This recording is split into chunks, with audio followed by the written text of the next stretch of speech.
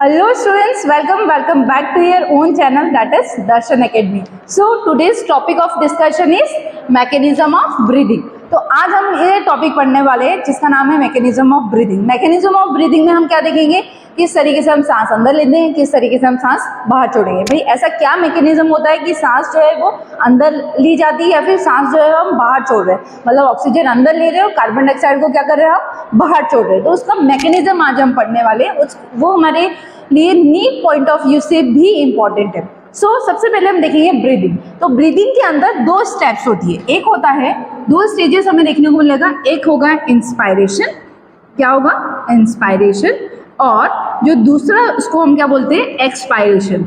Expiration, ठीक है।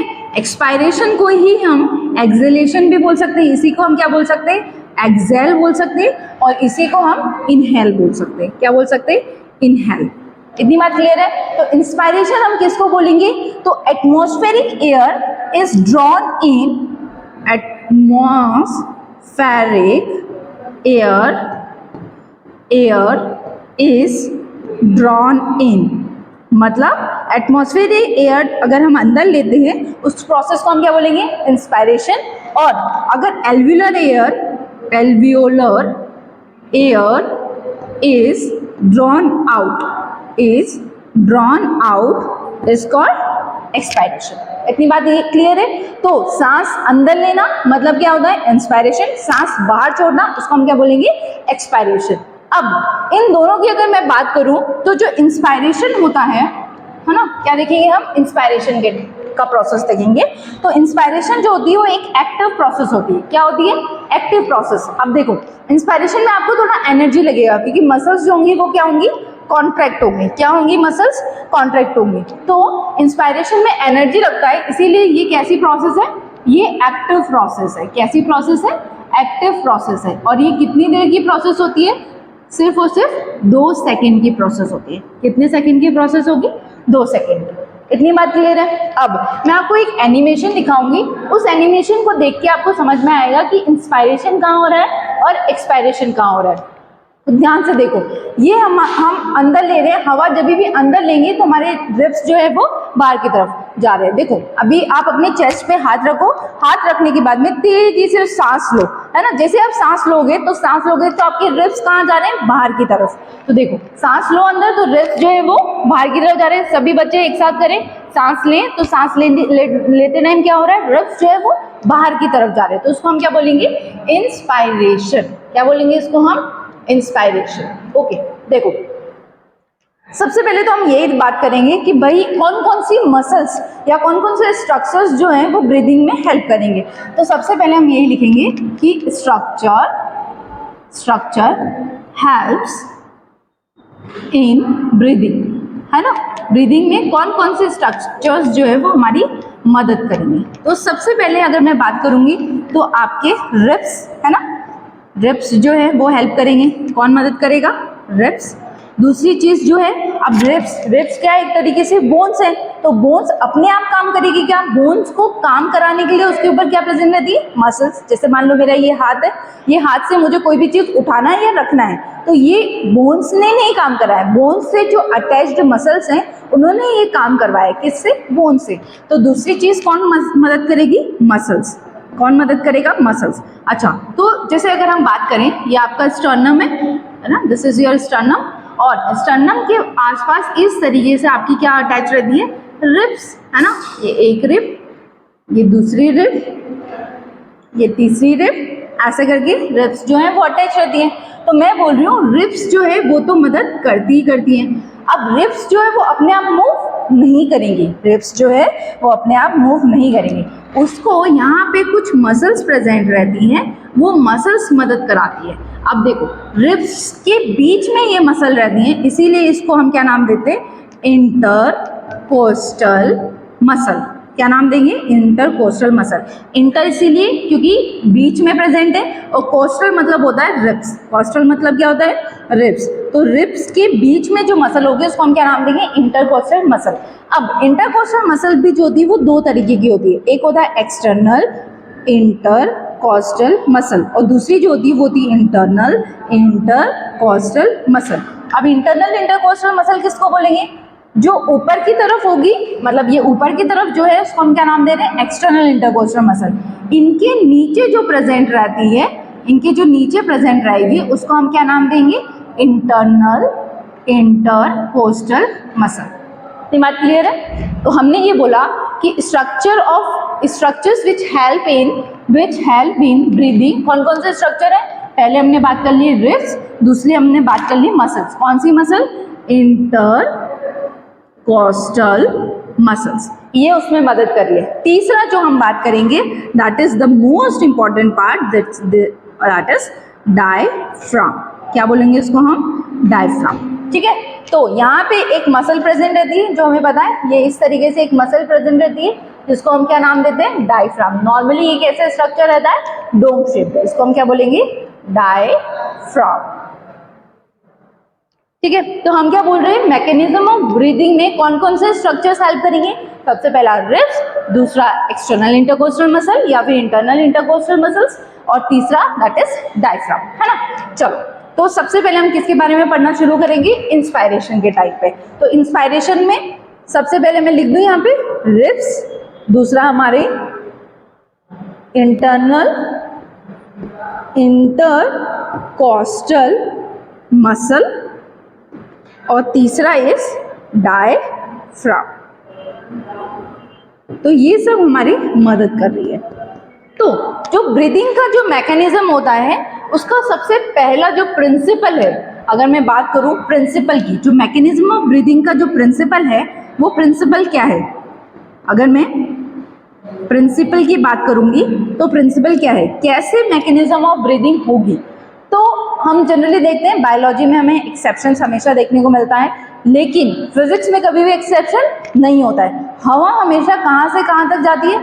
अगर हम एयर की बात करेंगे तो air always moves from high pressure to low pressure. कहाँ से कहाँ तक जाएगी? हमेशा हवा कहाँ से कहाँ तक जाएगी? हाई प्रेशर से लो प्रेशर की तरफ मूव करेगी। कहाँ से मूव करेगी? हाई प्रेशर से लो प्रेशर की तरफ। दूसरा जो इंपॉर्टेंट चीज हमें पता है दैट इज प्रेशर जो है वो इन्वर्सली प्रोपोर्शनल रहता है किसके? वॉल्यूम के। अगर प्रेशर इंक्रीज हुआ तो वॉल्यूम क्या होगा? डिक्रीज होगा। इतनी बात क्लियर है? ये भी हमें क्लियर है कि भाई प्रेशर जो है वो इन्वर्सली प्रोपोर्शनल है किसके? वॉल्यूम्स के। और हवा हमेशा कहाँ से कहाँ तक जाएगी? हाई प्रेशर से लो प्रेशर की तरफ जाएगी। अब हमको क्या करवाना है भाई? हमको करवाना है इंस्पायरेशन। क्या करवाना है? इंस्पायरेशन कराना है। अब इंस्पायरेशन कैसा होगा? जब आप अंदर प्रेशर जो है वो डिक्रीज करोगे, प्रेशर को क्या करोगे? डिक्रीज करोगे, तो हवा जो है वो बाहर से अंदर आएगी, क्योंकि अंदर आप प्रेशर डिक्रीज करोगे, बाहर प्रेशर अगर ज्यादा है तो हमेशा हवा कहाँ से कहाँ तक जाएगी? हाई प्रेशर से लो प्रेशर की तरफ। तो हवा जो होगी वो अंदर आएगी। मान लो बाहर जो है वो प्रेशर, अंदर आपने प्रेशर को क्या कर दिया? कम कर दिया, और बाहर प्रेशर ज्यादा है तो अब हवा को मजबूरी हो जाएगी कि उसको कहाँ आना पड़ेगा? अंदर। तो ये हवा को अंदर लाने के लिए हमारे जो पूरा जो थोरेसिक केज है वो इस तरीके का एक एनवायरनमेंट बनाता है कि ये प्रेशर क्या हो जाए? कम हो जाए। कैसे होगा ये प्रेशर कम? तो सबसे पहले जो हमारे रिब्स और स्टर्नम, जो हमने रिब्स की बात करी थी, वो क्या होंगी? अपवर्ड जाएंगी, आउटवर्ड जाएंगी और फॉरवर्ड जाएंगी। ठीक है, सबसे पहले अगर हम देखेंगे तो हमारी जो रिब्स और स्टर्नम है वो अपवर्ड, आउटवर्ड और फॉरवर्ड, है ना। अपवर्ड, आउटवर्ड और फॉरवर्ड की तरफ क्या करेंगे? मूव करेंगे। देखो आगे की तरफ, ऊपर की तरफ जाने ही है, इस तरीके से मूव करना है। तो उसकी वजह से क्या होगा? हमारा वॉल्यूम जो है, जो इतना वॉल्यूम था वो क्या हो गया? थोड़ा इंक्रीज हो गया। अंदर का वॉल्यूम क्या हो गया? इंक्रीज हो गया। उसी के साथ में जो हमारी एक्सटर्नल इंटरकोस्टल मसल है, कौन सी मसल होगी यहाँ पे? External intercostal muscle. तो आपकी जो एक्सटर्नल इंटरकोस्टल मसल होगी वो रिब्स को अपवर्ड, आउटवर्ड और फॉरवर्ड लेके जाएगी। कहाँ लेके जाएगी? अपवर्ड, आउटवर्ड और फॉरवर्ड। तो इसका क्या होगा? कॉन्ट्रैक्शन होगा, है ना, कॉन्ट्रैक्शन होगा।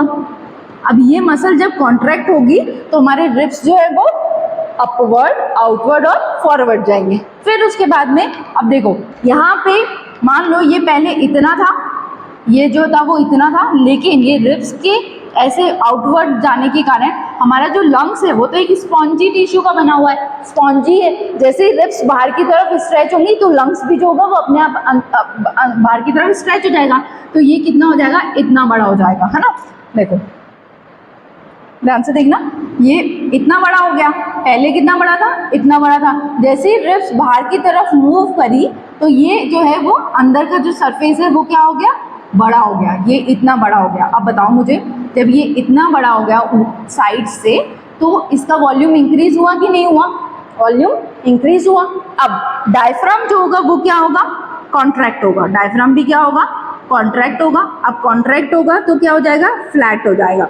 नॉर्मली डायफ्राम कैसा शेप का रहता है, इस तरीके का शेप का रहता है। अब ये क्या हुआ, कॉन्ट्रैक्ट होगा, मतलब नीचे की तरफ मूव करेगा तो ये कैसा हो जाएगा, बिल्कुल फ्लैट हो जाएगा। तो अब देखो पहले ये कैसा था, ऐसा डोम शेप का डायफ्राम था। जैसे ही डायफ्राम फ्लैट हुआ, कॉन्ट्रैक्ट हुआ तो ये डायफ्राम कहाँ चला गया, नीचे। अब नीचे चला गया तो उसकी वजह से क्या हुआ, अगर हम देखेंगे नीचे अगर गया है तो हमें क्या देखने को मिलेगा, नीचे गया है ये इस तरीके से नीचे चला गया। तो अब ये पूरे इसका सरफेस वॉल्यूम बढ़ा कि नहीं बढ़ा, वॉल्यूम बढ़ा कि नहीं बढ़ा। जैसे फॉर एग्जांपल एक और बार हम देखते हैं, ये हमारे लंग्स है। अब ये लंग्स में क्या हुआ, रिब्स आगे की तरफ मूव करी, ये रिब्स ने क्या करा, आगे की तरफ मूव करा।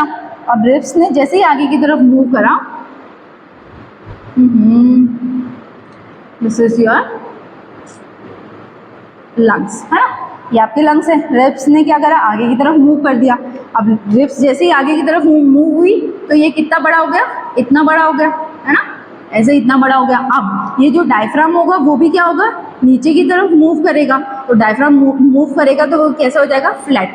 अब पहले कितना वॉल्यूम था, इतना वॉल्यूम था, अब कितना वॉल्यूम हो गया, इतना वॉल्यूम हो गया। अब देखो वॉल्यूम क्या हुआ, इंक्रीज हुआ, है ना।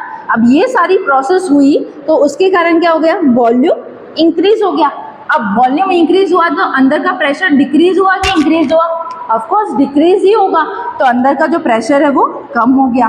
तो बाहर का प्रेशर क्या हो गया, ज़्यादा, अंदर का प्रेशर क्या हो गया, कम। तो हवा क्या होगी, अंदर आ जाएगी। इस प्रोसेस को हम क्या बोलेंगे, इंस्पायरेशन बोलेंगे। क्या बोलेंगे, इंस्पायरेशन। अब जैसे मान लो तुम्हें कोई भी सिचुएशन दे दी जाती है, ये एनसीईआरटी का डायग्राम तुम्हारे सामने रख दिया जाएगा और उसको देख के हमें बताना है कि भाई इस प्रोसेस में इंस्पायरेशन हो रहा है कि एक्सपायरेशन हो रहा है। तो सबसे पहले तो एरो ही समझो। एरो से हमें ये समझ में आ रहा है कि हवा जो है वो अंदर आ रही है। हवा क्या हो रही है, अंदर आ रही है। अंदर आ रही है मतलब ये रिब्स क्या हो रहे होंगे, राइज हो रहे होंगे। डायफ्राम क्या हो रहा था, कॉन्ट्रैक्ट हो रहा था, मतलब क्या हो रहा है, फ्लैट हो रहा है ना, फ्लैट हो रहा है। तो अंदर का वॉल्यूम क्या हो रहा है, अंदर का वॉल्यूम क्या हो रहा है, इंक्रीज हो रहा है। अगर वॉल्यूम इंक्रीज होगा तो फिर प्रेशर क्या हो जाएगा, डिक्रीज हो जाएगा। प्रेशर डिक्रीज होगा और बाहर का प्रेशर क्या है, कंपैरेटिवली ज़्यादा है, तो हवा क्या होगी, अंदर आएगी। इसको हम क्या बोलेंगे, इंस्पायरेशन। इतनी बात क्लियर है।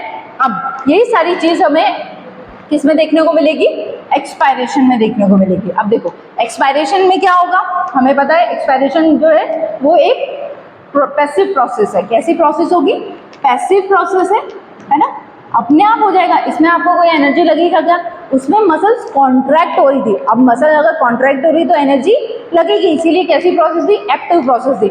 ये कैसी प्रोसेस है, पैसिव प्रोसेस है। और कितनी देर की प्रोसेस है, 3 सेकेंड की प्रोसेस है। अब वही हमारे रिब्स, कौन मदद करेगा, रिब्स, एक्सटर्नल इंटरकोस्टल मसल और डायफ्राम,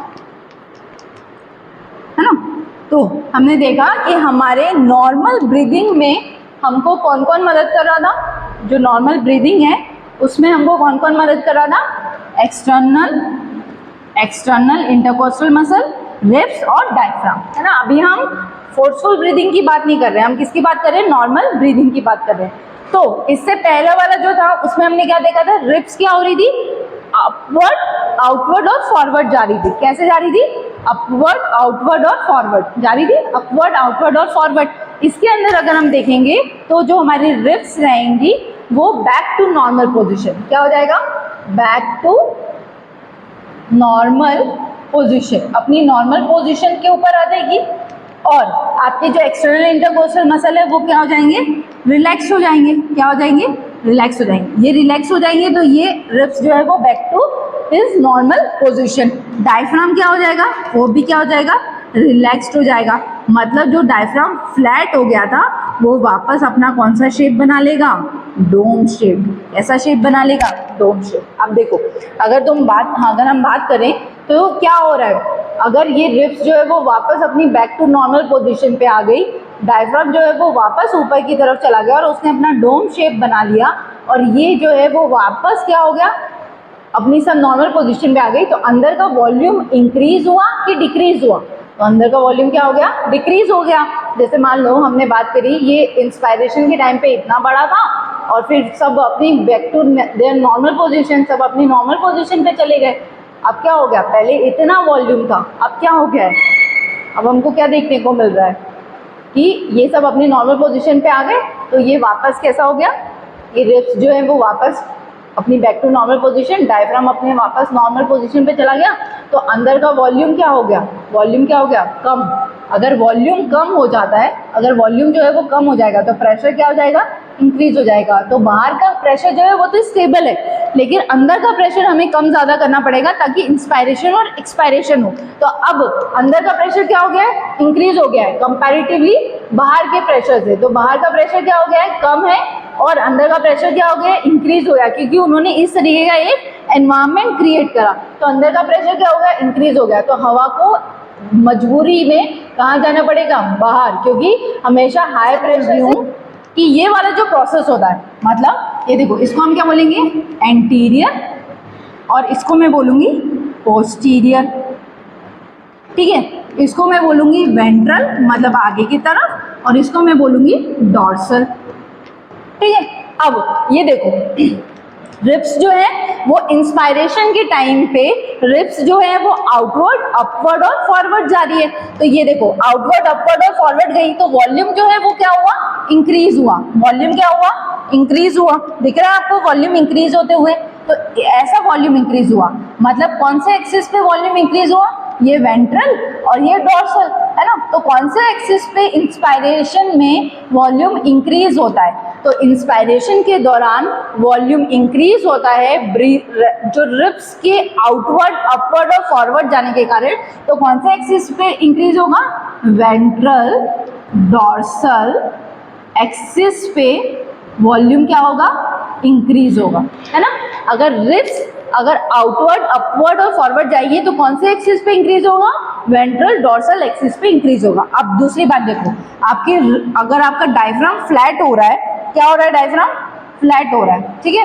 अगर डायफ्राम फ्लैट हो रहा है तो डायफ्राम नीचे की तरफ जा रहा है, तो नीचे की तरफ पहले कितना वॉल्यूम था, इतना वॉल्यूम था, अब ये वॉल्यूम क्या हो गया है, इंक्रीज हो गया है। क्या हो गया है, वॉल्यूम ये इतना इंक्रीज हो गया है। तो ये कौन सी साइड थी, एंटीरियर, ये कौन सी साइड थी, पोस्टीरियर। तो जब डायफ्राम फ्लैट होगा तो कौन से एक्सिस पे वॉल्यूम इंक्रीज होगा, कौन से एक्सिस पे इंक्रीज होगा, एंटीरियो पोस्टीरियर एक्सिस पे वॉल्यूम इंक्रीज होगा। इतनी बात क्लियर है, ये हमारे लिए बहुत इंपॉर्टेंट है। अगला देखो, एक्सपायरेशन में अगर हम बात करेंगे तो रिब्स अगर अपनी नॉर्मल पोजीशन पे आ रही है, किस पे आ रही है, अपने नॉर्मल पोजीशन पे आ रही है, तो रिब्स जो है वो back two is normal position, ये अपनी नॉर्मल पोजीशन पे आ गई, है ना, नॉर्मल पोजीशन पे आ गई। तो वॉल्यूम क्या हो गया, कम हो गया। वॉल्यूम क्या हो गया, कम हो गया। अब ये कौन सी प्रोसेस एक्सिस थी, वेंट्रल एक्सिस, ये डॉर्सल एक्सिस। तो जो वॉल्यूम है वो डिक्रीज हुआ कौन से एक्सिस पे, डॉर्सो वेंट्रल एक्सिस पे। किसके कारण, रिब्स के कारण। किसके कारण, रिब्स के कारण। दूसरी अगर मैं बात करूंगी तो अब जो डायफ्राम है वो भी अपना नॉर्मल पोजीशन पे आ गया, वापस कैसा बना लिया उसने, डोम शेप बना लिया, है ना, वापस डोम शेप। तो ये वॉल्यूम क्या हो गया, वॉल्यूम डिक्रीज हो गया। तो ये वाला साइड किसको बोल रहे थे हम, एंटीरियर, ये वाले साइड को हम क्या बोल रहे थे, पोस्टीरियर। तो वॉल्यूम जो है वो डिक्रीज हो जाएगा एंटीरियो पोस्टीरियर एक्सिस का। कब, जब डायफ्राम जो होगा वो क्या होगा, नॉर्मल हो जाएगा। नॉर्मल मतलब एक आर्च बना लेगा, तो फिर वापस क्या हो जाएगा, कौन से एक्सिस पे होगा, वॉल्यूम अगर क्वेश्चन आता है कि एंटीरियर पोस्टीरियर एक्सिस पे अगर वॉल्यूम डिक्रीज हुआ है तो फिर इंस्पायरेशन हुआ है कि एक्सपायरेशन, तो हम क्या बोलेंगे एक्सपायरेशन। अगर क्वेश्चन आता है कि एंटीरियर पोस्टीरियर एक्सिस पे वॉल्यूम डिक्रीज हुआ है तो किसके कारण हुआ है, रिब्स के कारण कि डायफ्राम के कारण, तो हम क्या बोलेंगे डायफ्राम के कारण। अगर वेंट्रल डोर्सल एक्सिस की बात करेंगे तो किसके कारण होगा, रिब्स के कारण। ठीक है, now forceful breathing. Forceful breathing kapalbhati है ना, कपालभाति सभी ने करी होगी। कपालभाति जब भी आप करते हो तो उस दौरान हमने किस किस मसल की हम बात कर रहे हैं, कुछ एडिशनल मसल्स होती हैं जो हमको हेल्प करती हैं। देखो, एक हमने बात करी थी इंटरनल इंटरकोस्टल मसल। अगर हम बात करेंगे नॉर्मल ब्रीदिंग की तो नॉर्मल ब्रीदिंग में हमको कौन कौन सी मसल ने हेल्प करी थी, कौन कौन से स्ट्रक्चर ने हेल्प करी थी, रिब्स ने मदद करी थी, एक्सटर्नल इंटरकोस्टल मसल ने हेल्प करी थी, और लास्ट इज डायफ्राम, डायफ्राम ने मदद करा था, है ना। इतनी बात क्लियर है। अब अगर मैं फोर्सफुल ब्रीदिंग की बात करूंगी तो फोर्सफुल ब्रीदिंग में कुछ दो एडिशनल मसल्स है जो आपको हेल्प करेगी। एक का नाम है इंटरनल इंटरकोस्टल मसल और दूसरा जो नाम है वो है एब्डोमिनल मसल। अच्छा, सभी ने रामदेव बाबा को देखा होगा ना। रामदेव बाबा क्या करता था, कितना पेट को अंदर तक लेके चले जाते थे, तो एकदम से तेजी से सांस बाहर छोड़ते थे और पेट को अंदर लेके चले जाते थे। तो अब वो जो तेजी से सांस बाहर छोड़ रहे थे वो किसकी मदद से छोड़ रहे थे, पेट के कारण। तो पेट को वो इतना अंदर लेके जाते थे कि अगर आपका ये डायफ्राम है और ये आपका पेट है तो पेट को इतना अंदर लेके चले जाते थे कि जो नीचे के जो विश्वास है, जो ऑर्गन्स है, वो भी वो डायफ्राम को कोशिश करते थे कि इसको और ऊपर लेके चले जाए, है ना। तो अगर ये और ऊपर चला जाएगा तो वॉल्यूम क्या होगा, वॉल्यूम और डिक्रीज हो जाएगा। जो नॉर्मल वॉल्यूम डिक्रीज होता है उससे भी ज़्यादा वॉल्यूम डिक्रीज हो जाएगा, तो ज़्यादा अमाउंट में एयर जो होगी वो बाहर निकलेगी। उसी तरीके से इंटरनल इंटरकोस्टल मसल तो मदद ही कर रही थी, लेकिन एक्सटर्नल इंटरकोस्टल मसल तो मदद कर रही थी, उसके साथ में इंटरनल इंटरकोस्टल मसल भी मदद कर रही है। तो अब ये क्या करवाएंगी, जो रिब्स है या फिर जो स्टर्नम है उसको और ज़्यादा इनवर्ड और क्या करेगी, इनवर्ड और बैकवर्ड लेके जाएगी, इनवर्ड और बैकवर्ड लेके जाएगी, ताकि जो आपकी इंटरकोस्टल मसल है, मतलब जो रिब्स और स्टर्नम है वो और ज़्यादा छोटे हो जाए और उसके कारण जो जितना अंदर इतना ज़्यादा प्रेशर हो जाए कि वो सारी की सारी एयर जो है वो बाहर निकल जाए। तो इसको हम क्या बोलेंगे, फोर्सफुल ब्रीदिंग। फोर्सफुल ब्रीदिंग हम किसको बोल रहे हैं, जो रामदेव बाबा करा रहे हैं। उसमें कौन मदद करेगा, एब्डोमिनल मसल और इंटरनल इंटरकोस्टल मसल। ठीक है, so now next is NCERT की लाइंस जो हमारे लिए इंपॉर्टेंट है। तो ब्रीदिंग जो है उसमें दो स्टेजेस होती है, एक होता है इंस्पायरेशन और दूसरा एक्सपायरेशन। इंस्पायरेशन में क्या होता है, एटमॉस्फेरिक एयर जो होती है वो अंदर आती है, कहाँ आती है, अंदर। एक्सपायरेशन में जो एल्वुलर एयर है वो कहाँ जाएगी, बाहर की तरफ जाएंगी। अब अगला हम देखेंगे तो मूवमेंट ऑफ एयर इनटू और out of the lungs is carried out by creating a pressure gradient. हम हमेशा बोल रहे हैं कि हवा जो है वो हायर प्रेशर से कहाँ से जाएगी, हाई प्रेशर से लो प्रेशर की तरफ जाएगी। कहाँ से कहाँ तक जाएगी, लो प्रेशर।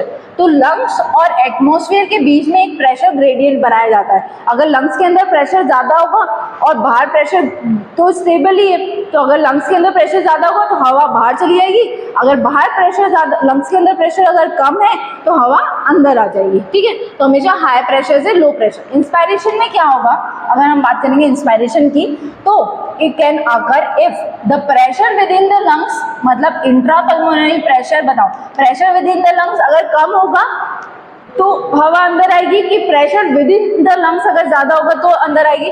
तो pressure within the lungs क्या होना चाहिए, कम होना चाहिए। किसके कंपैरेटिवली, एटमॉस्फेरिक प्रेशर के कंपैरेटिवली। ये पीवाईक्यू भी था, ये क्वेश्चन भी था। Therefore there is a negative pressure in the lungs with respect to the atmospheric pressure. अब क्या होगा, एक नेगेटिव प्रेशर बन गया। इसके अंदर क्या हुआ, हमने देखा कि जो एटमॉस्फेरिक प्रेशर है वो क्या है, क्या हो गया है, ज़्यादा हो गया है, और लंग्स के अंदर प्रेशर क्या हो गया है, कम हो गया। क्यों, क्योंकि हमारी वॉल्यूम्स जो है वो हमने इंक्रीज कर दी, तो उसके कारण हमने क्या देखा कि जो एयर है वो अंदर आ गई। क्या हो गया प्रोसेस को, इंस्पायरेशन।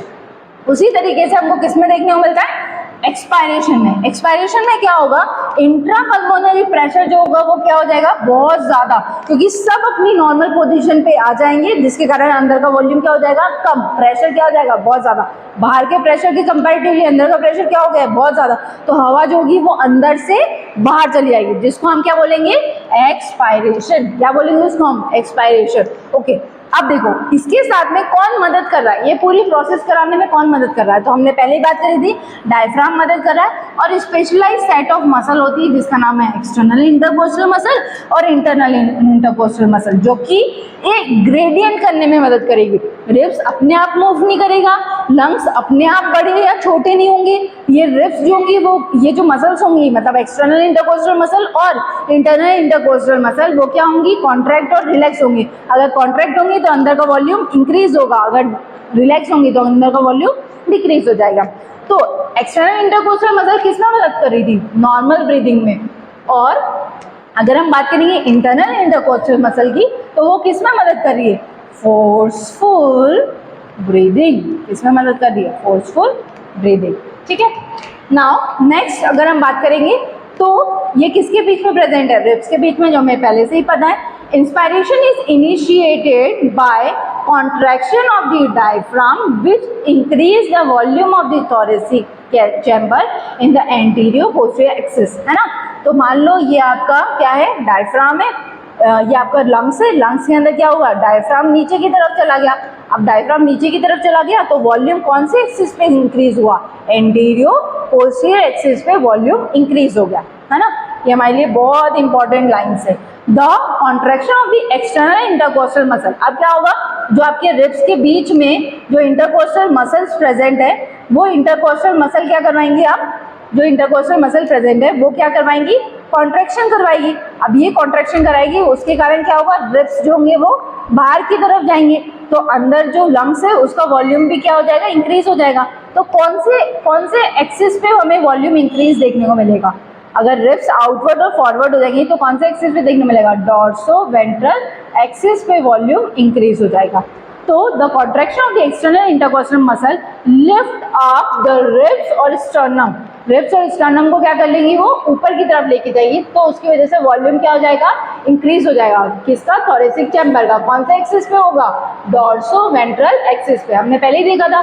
तो ओवरऑल क्या हो गया, आपका पूरा का पूरा जो थोरेसिक केज का जो वॉल्यूम है वो क्या हो गया, इंक्रीज हो गया, वॉल्यूम क्या हो गया, इंक्रीज हो गया। अगर वॉल्यूम इंक्रीज हुआ है तो उसके कारण प्रेशर जो होगा वो क्या हो जाएगा, इंट्रा पल्मोनरी प्रेशर क्या हो जाएगा, डिक्रीज हो जाएगा। तो उस प्रेशर डिक्रीज होने के कारण ये प्रेशर कहाँ से कम है, लेस देन दी एटमॉस्फेरिक प्रेशर, तो हवा जो होगी वो बाहर से कहाँ की तरफ आ जाएगी, लंग्स के अंदर आ जाएगी। इस प्रोसेस को हम क्या बोलेंगे, इंस्पायरेशन। क्या बोलेंगे इसको हम, inspiration. Now relaxation of the diaphragm and the intercostal muscle return to the diaphragm and the sternum to their normal position। अब सब अपने नॉर्मल पोजीशन पे आ गए, सब अपने नॉर्मल पोजीशन, अंदर का वॉल्यूम क्या हो गया, डिक्रीज हो गया, वॉल्यूम क्या हो गया, देयर बाय द वॉल्यूम जो है वो डिक्रीज हो गया। अब वॉल्यूम डिक्रीज होने के कारण क्या हो गया, अंदर का प्रेशर क्या हो गया, इंक्रीज हो गया। अब अगर वॉल्यूम डिक्रीज हो गया है तो अंदर का प्रेशर क्या हो जाएगा, इंक्रीज, और क्या होगा, अंदर का प्रेशर किसके कंपैरेटिवली इंक्रीज हो गया है, एटमॉस्फेरिक प्रेशर से ज़्यादा हो गया है, तो उसके कारण लंग्स जो है उसके अंदर हमें क्या देखने को मिलेगा, expiration. We have ability to increase the strength of inspiration and expiration. हम क्या कर सकते हैं, कपाल भाती कर सकते हैं, किसकी मदद से, हमारी एडिशनल मसल्स के कारण। कौन कौन सी मसल है, इंटरनल इंटरकोस्टल मसल, और दूसरी कौन सी मसल है, that is abdominal muscle, that is abdominal muscle. ठीक है, तो एवरेज अगर हेल्दी मैन की बात करेंगे तो कितना टाइम्स वो ब्रीथ करता है पर minute, that is 12 to 16 time. और वॉल्यूम ऑफ एयर जो है वो involve in the breathing movement can be estimated by using the spirometer. Spirometer से हम मेजर कर सकते हैं कि हमने कितना हवा अंदर लिया और कितना बाहर निकाला है। अच्छा, हम क्या मेजर नहीं कर सकते, दैट इज रेसिडुअल वॉल्यूम, हम स्पायरोमीटर से मेजर नहीं कर पाएंगे। ठीक है, इतनी बात क्लियर है। नाउ हम क्वेश्चन लगाते हैं। सबसे पहला question, select the correct events that occur during inspiration. अब मुझे बताओ, इंस्पायरेशन अगर हो रहा है, ये आपके लंग्स है, एक सेकेंड, ये आपके लंग्स है। अब क्या हुआ, इंस्पायरेशन के दौरान डायफ्राम नीचे की तरफ चला गया, मतलब ऐसा फ्लैट हो गया।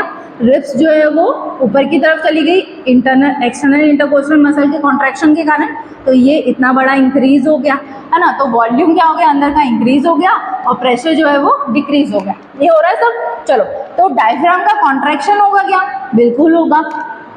कॉन्ट्रैक्शन होगा एक्सटर्नल इंटरकोस्टल मसल का, बिल्कुल होगा। तो उसके कारण रिब्स जो होंगी वो अपवर्ड, फॉरवर्ड और आउटवर्ड जाएंगी।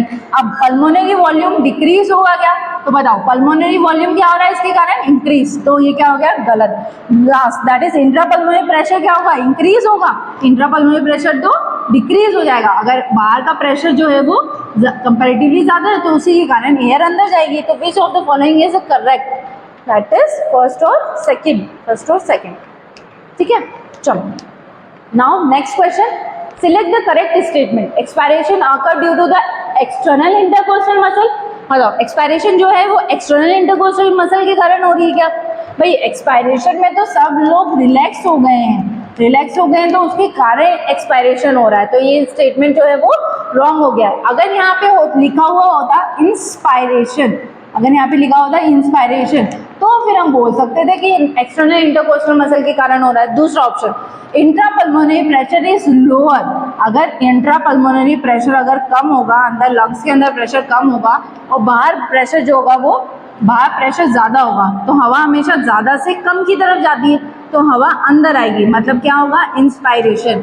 तो ये बिल्कुल ही सही बोल रहा है। Inspiration occurs when atmospheric pressure is less than intrapulmonary pressure. अब भाई अगर एटमॉस्फेरिक प्रेशर अगर कम होगा, इंट्रापल्मोनरी प्रेशर ज्यादा होगा। अब देखो अंदर का प्रेशर क्या है, ज्यादा है, बाहर का प्रेशर क्या है, कम है, तो हवा जो होगी वो बाहर जाएगी। कहाँ जाएगी, बाहर। तो इसको हम क्या बोलेंगे, एक्सपायरेशन। इसको इंस्पायरेशन नहीं बोलेंगे। तो ये ऑप्शन क्या हो गया, गलत। Expiration is initiated by the contraction of the diaphragm. भाई एक्सपायरेशन नहीं इनिशिएट होती है, एक्सपायरेशन में तो रिलैक्सेशन होता है डायफ्राम का, कॉन्ट्रैक्शन नहीं होता। अगर कॉन्ट्रैक्शन होता तो यहाँ पे क्या आता, इंस्पायरेशन। इतनी बात क्लियर है। तो आंसर क्या आएगा, बी। ये लास्ट PYQ आपने लगाया भी होगा। Okay, which of the following is possibility for most of us in regards to breathing by making a conscious effort.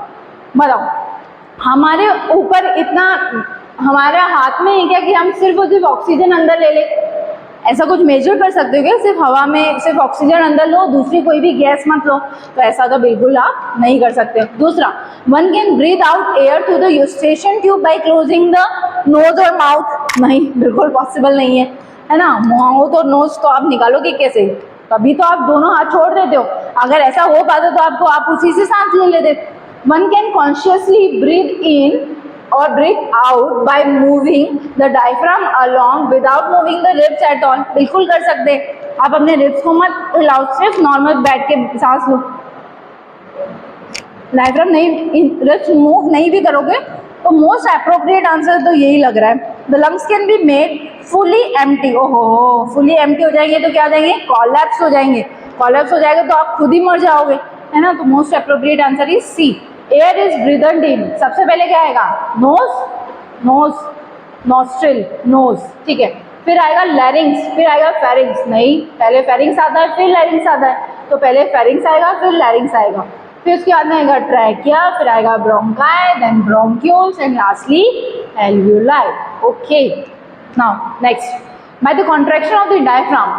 अगर डायफ्राम जो है वो हो गया कॉन्ट्रैक्ट, क्या हो गया, कॉन्ट्रैक्ट, तो मतलब डायफ्राम कहाँ चला गया, यहाँ, मतलब ये हो गया, ठीक है। डायफ्राम कहाँ चला गया, यहाँ। तो थोरेसिक चैम्बर जो है वो इंक्रीज होगा, कौन से एक्सिस पे, एंटीरियो पोस्टीरियर एक्सिस पे क्या होगा, वॉल्यूम इंक्रीज होगा।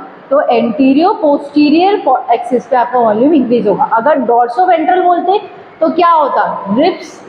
अगर यहाँ पे डायफ्राम नहीं पूछिए, वो लोग बोलते रिब्स, तो हम क्या लगाते हैं, ये वाला आंसर। अगर उन्होंने पूछा डायफ्राम तो हम क्या लगाएंगे, दैट इज एंटीरियो पोस्टीरियर एक्सिस, ठीक है। इतनी बात क्लियर है। ओके, तो आज का जो हमारा टॉपिक है मैकेनिज्म ऑफ ब्रीदिंग खत्म हुआ। अगर आपको अच्छा लगा हो तो चैनल को लाइक शेयर सब्सक्राइब जरूर करें। और हमारे ऑफलाइन सेशन जो है वो भी शुरू हो चुके हैं, जो कि है सीहोर में आपकी इसकी ब्रांच जो है वो सीहोर में है, दर्शन एकेडमी के नाम से। तो अगर हो सके तो ज़्यादा से ज़्यादा लोग आएँ और इसे ज्वाइन करें। Thank you.